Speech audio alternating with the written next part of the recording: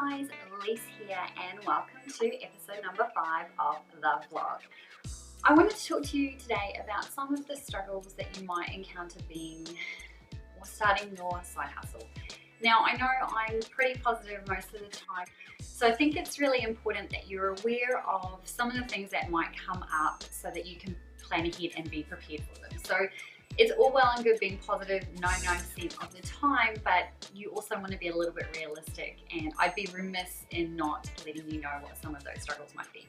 So number one, and this might sound really funny, but just dressing a different way. You'll notice that this is a top that I wore in our vlog a few weeks back. Now the problem with working from home is that you tend to just wear the same stuff over and over again. Now, not necessarily a struggle, but something that, for me anyway, has definitely started to impact on how I work and how I think about things in terms of how I feel each day. So just bear that in mind, that if you're going to be working from home and doing your own thing, that it's important that you still maintain a semblance of getting out and about and doing your own thing and wearing clothes that still make you feel good. So definitely don't want to be sitting around in your jammies all the time. The other struggle that you might find is how to explain to people what it is that you're actually doing, and I even still struggle with that today, because unless people are aware of the stuff that's online, and sure, people understand what an author does or what a writer does, but everything else that's kind of involved with that, not necessarily easily understood because people aren't exposed to it. So just think about how you want to explain that to people without going into a long explanation about what it is. Generally, I just let people know that I work for myself and as a full-time author, and that's a fairly easy thing that people don't need to ask lots of questions about that.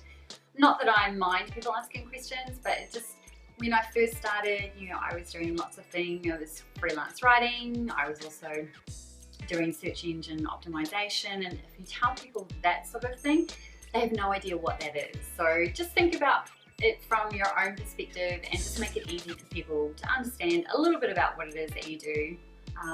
And then probably the other thing that I found it to be a struggle in the beginning was just people asking why you would want to do something different. And I guess that comes back down to being really clear on what your why it is that you're doing what you do.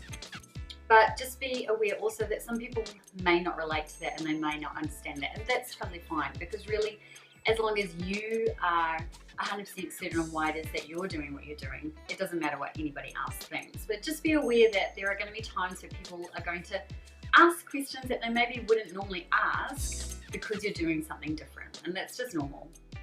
So those are some of the struggles that you might encounter. There are many, many more, but too much to cover in a vlog, but I will definitely touch on a few more over the next coming weeks, because I know that when it comes to starting a side hustle, it's important to be aware of everything that entails. So not just the cool positive stuff, but also some of the stuff that might just make you go, I'm not sure if this is how I want to progress. So I'm definitely going to expand on that as we go over the next few weeks.